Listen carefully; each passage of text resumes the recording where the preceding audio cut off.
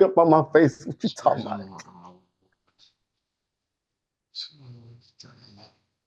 What you talking about? Yeah, so this is Cole's Fuck do seventh. you know about my struggle? Fuck do Hey, you that know about future, my yeah, pain? I like that future Fuck do record you for know about my it. fuck do you know about Jermaine? This Oh, but was a not this album number one on Billboard. This is his seventh studio album, reaching number one on the Billboard charts, the Billboard 200. Not a coincidence, not a shocker there. Um, so you saying everything that you said about the album just now, Dacious. This is my okay. question. This is my question to you as a rapper, as somebody who has put out projects before. One, do you feel like the album has skips? And two, if you feel that way, does having skips on an album take away from its classic eligibility? So it's a two-parter. So one, yes, it has skips, and two, no, it doesn't take away from the eligibility. So classics can have skips.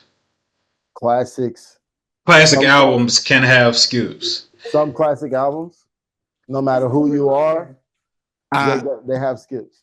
I want to concur with that. I want to say like it's rare that you get a body of work that you genuinely do not want to skip one song. Yeah. And please correct me if I'm wrong. If somebody got like multiple albums to where you just genuinely let it, I ain't gonna lie.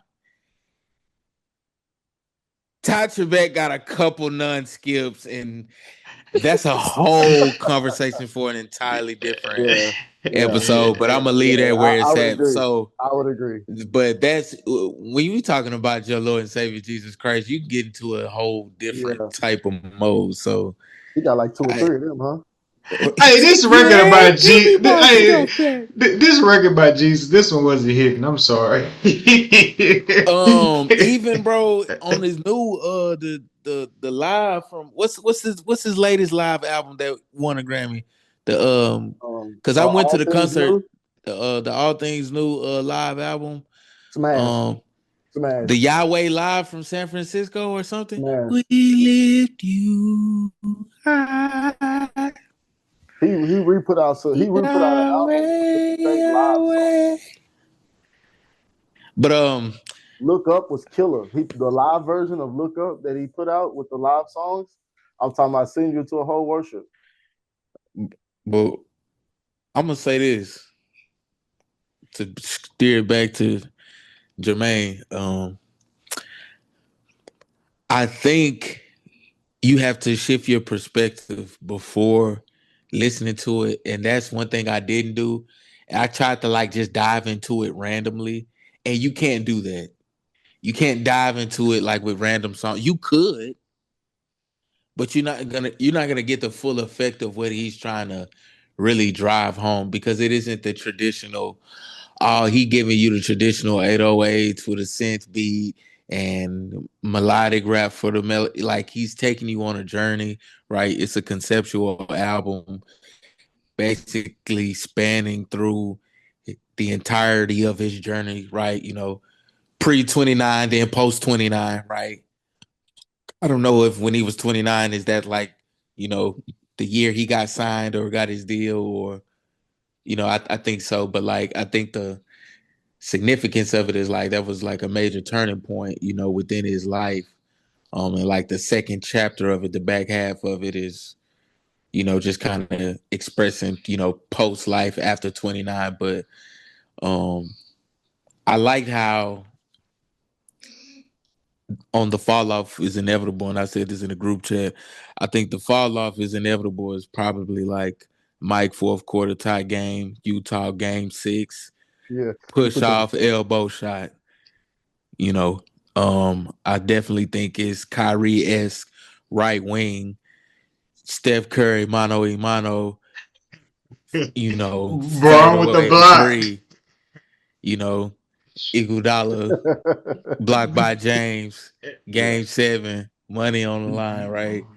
Or if you want to, you know what I'm saying, I get a little sexy for you, Giannis, Game 6, block, transition the other way. But you know what I'm saying? You feel like the album, essentially what you're saying, you feel like the album and its entirety body of work is a Mike Breen.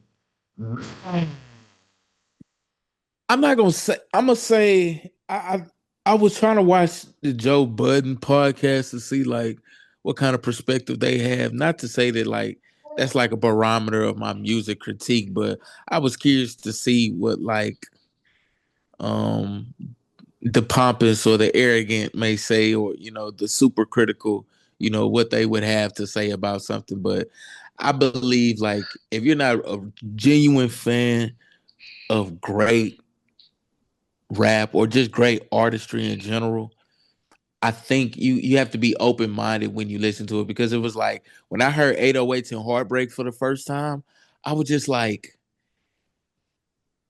I love it, but it's like I'm afraid because it's different, right? Yeah, Like what is this? I don't want to like it, but like I like it because I can tell it was high effort, right? Like you put a lot of craftsmanship into it, like the artistry was just bleeding out and like the creativity was just oozing out. And like from that perspective, and even the storytelling, like I just think it was on point in that regard. And I think like he was getting his point across, like, nigga, this is like my victory lap of everything I wanted to do. Like I started my career on my own terms and I'm gonna end it on my own terms. Like, and of course, when you do something right, Kendrick's body of work, right? How to Pimp a Butterfly, I believe, got is in the National Library of Congress, or one of his albums. I don't know if it's a couple albums that he has. He's like one of the few people